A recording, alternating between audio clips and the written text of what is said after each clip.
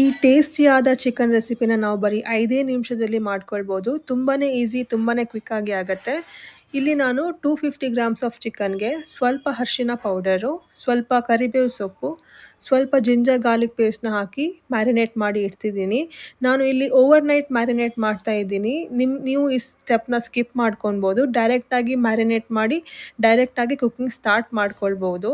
So ಈಗ ಇದನ್ನು ಮಾಡಲಿಕ್ಕೆ ಏನೆಲ್ಲ ಬೇಕಂತ ನೋಡೋಣ. ಕೆಳಗಡೆ ಡಿಸ್ಕ್ರಿಪ್ಷನ್ನಲ್ಲಿ ಕೂಡ ಹಾಕಿರ್ತೀನಿ. ಸ್ವಲ್ಪ ಜೀರಿಗೆ, ಸ್ವಲ್ಪ ಕೊತ್ತಂಬರಿ, ಸ್ವಲ್ಪ ಕ್ಯಾಶ್ಯೂ, ಅರ್ಧ ಕಪ್ಪಷ್ಟು ಕರಿಬೇವು, ಅರ್ಧ ನೀರುಳ್ಳಿ, ಒಂದು 4-5 ಎಸಳು ಬೆಳ್ಳುಳ್ಳಿ, ಇಡೀ ಗರಂ ಮಸಾಲ, 4-5 ಹಸಿಮೆಣಸು, ಸ್ವಲ್ಪ ರೆಡ್ ಚಿಲ್ಲಿ, ಸ್ವಲ್ಪ ಬಡಿಸೆಪ್. ಇದನ್ನೆಲ್ಲ ನಾವು ಡ್ರೈ ರೋಸ್ಟ್ ಮಾಡ್ಕೊಳ್ಬೇಕು. ನೀವು ಎಣ್ಣೆ ಆಗಲಿ ತುಪ್ಪ ಹಾಕಬೇಕಂತ ಇಲ್ಲ. ಮತ್ತೆಂತ ಗೊತ್ತುಂಟಾ, ನಿಮಗೆ ಖಾರ ಜಾಸ್ತಿ ಬೇಕಾದ್ರೆ ಮೆಣಸು ಜಾಸ್ತಿ ಹಾಕ್ಕೊಳ್ಳಿ ಆಯಿತಾ, ಪರವಾಗಿಲ್ಲ. ಮತ್ತು ಅದೇ ಗರಂ ಮಸಾಲ ಎಲ್ಲ ಫ್ರೈ ಆದಮೇಲೆ ಸ್ವಲ್ಪ ಅದಕ್ಕೆ ಬೆಳ್ಳುಳ್ಳಿ, ಸ್ವಲ್ಪ ಕರಿಬೇವು ಸೊಪ್ಪು ಹಾಕಿ ಬಾಡಿಸಬೇಕು. ನೋಡಿ, ಕರಿಬೇವು ಸೊಪ್ಪು ಹೀಗೆ ಹುಡಿ ಹುಡಿ ಆಗೋ ತನಕ ನಾವು ಫ್ರೈ ಮಾಡಬೇಕು. ನಂತರ ಅದನ್ನು ನಾವು ಮಿಕ್ಸಿಗೆ ಹಾಕಿ ಪೌಡರ್ ಮಾಡಬೇಕು. ಇದಕ್ಕೆ ನೀವು ನೀರೆಲ್ಲ ಎಂತ ಹಾಕ್ಲಿಕ್ಕೆ ಹೋಗಬೇಡಿ ಆಯಿತಾ, ಹಾಗೆ ಡ್ರೈ ಆಗಿ ಪೌಡರ್ ಮಾಡ್ಕೊಳ್ಬೇಕು. ನಂತರ ಅದೇ ಪ್ಯಾನ್ಗೆ ಸ್ವಲ್ಪ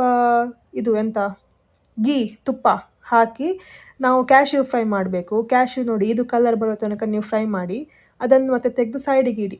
ಮತ್ತು ಪುನಃ ಅದೇ ಪ್ಯಾನಿಗೆ ಎಣ್ಣೆ ಇಲ್ಲಾದರೆ ಸ್ವಲ್ಪ ತುಪ್ಪ ಹಾಕಿ ಅದಕ್ಕೆ ಜೀರಿಗೆ ಮತ್ತು ಮೆಣಸು ಸ್ವಲ್ಪ ಫ್ರೈ ಮಾಡಿ, ಮತ್ತು ಅದಕ್ಕೆ ಸ್ವಲ್ಪ ಸಣ್ಣ ಸಣ್ಣ ಕೊಚ್ಚಿರುವ ನೀರುಳ್ಳಿ ಹಾಕಿ, ಸ್ವಲ್ಪ ಗ್ರೀನ್ ಚಿಲ್ಲಿ ಹಾಕಿ ಪುನಃ ಬಾಡಿಸಬೇಕು.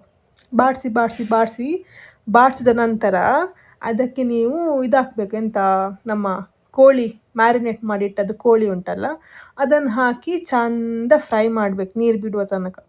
ಮತ್ತು ಅದನ್ನು ಫ್ಲೇಮ್ ಸಣ್ಣ ಮಾಡಿ ಒಂದು 15-20 ನಿಮಿಷ, ನಿಮ್ಮ ಕೋಳಿಗೆ ಎಷ್ಟು ಹೊತ್ತು ಬೇಕು ಗೊತ್ತಿಲ್ಲ ಬೇಯಲಿಕ್ಕೆ, ಅಷ್ಟು ಹೊತ್ತಿಟ್ಟು ಬೇಯಿಸಿ. ನಂತರ ನಾವು ಪುಡಿ ಮಾಡಿರೋದು ಪೌಡರ್ ಉಂಟಲ್ಲ, ಅದನ್ನು ಹಾಕೋದು. ನಿಮಗೆ ಎಷ್ಟು ಬೇಕಾ ಅಷ್ಟು ಹಾಕ್ಕೊಳ್ಳಿ.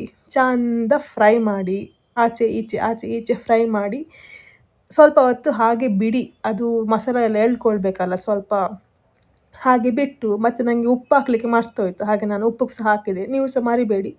ಉಪ್ಪು ಹಾಕಿ ಮತ್ತು ನಂತರ ಲಾಸ್ಟಿಗೆ ನಮ್ಮದು ಫ್ರೈ ಮಾಡಿರೋ ಕ್ಯಾಶ್ಯೂ ಉಂಟಲ್ಲ, ಅದನ್ನು ಹಾಕಿದರೆ ಆಯಿತು, ಅಷ್ಟೇ, ಮುಗೀತು.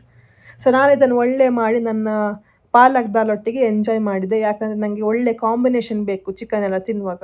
ಹಾಗೆ ರೈಸ್, ಸ್ವಲ್ಪ ಪಾಲಕ್ ದಾಲ್ ಮತ್ತು ಮಜ್ಜಿಗೆ ಮತ್ತು ನಮ್ಮ ಚಿಕನ್ ಇಷ್ಟು ಹಾಕಿ ನಾನು ಭರ್ಜರಿ ಗಮ್ಮತ್ ಬ್ಯಾಟಿಂಗ್ ಮಾಡಿದೆ.